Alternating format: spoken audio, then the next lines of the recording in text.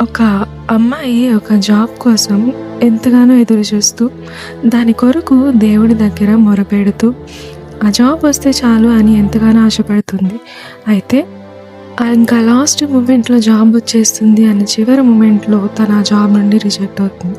అయితే ఆ సమయంలో తను ఎంతగానో ఏడుస్తూ, బాధపడుతూ, దేవుడిని నిందిస్తూ, నాకే ఎందుకిలా జరిగింది అంటూ, నువ్వున్నావా అంటూ దేవుడిని ప్రశ్నిస్తుంది. అయితే కొన్ని నెలలకి ఆమె విన్న వార్తలేంటంటే, ఆమె ఏదైతే కంపెనీలో అప్లై చేసిందో, ఆ కంపెనీలో ఉన్న వారిని కొన్ని కొన్ని కారణాల చేత, కొన్ని కొన్ని ప్రాబ్లమ్స్‌తో వారిని ఆ కంపెనీ నుండి తొలగించారు అని.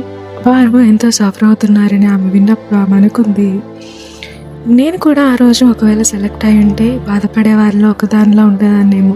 కానీ ఆ రోజు అలా జరగలేదు కాబట్టి ఈరోజు నేను శ్రమ నుండి తప్పించుకున్నాను. అయితే మన జీవితంలో జరిగే కీడు వెనుక దేవుడి ఆజ్ఞ, ఆయన రక్షణ ఎప్పుడు మనకు తోడుగా ఉంటుంది.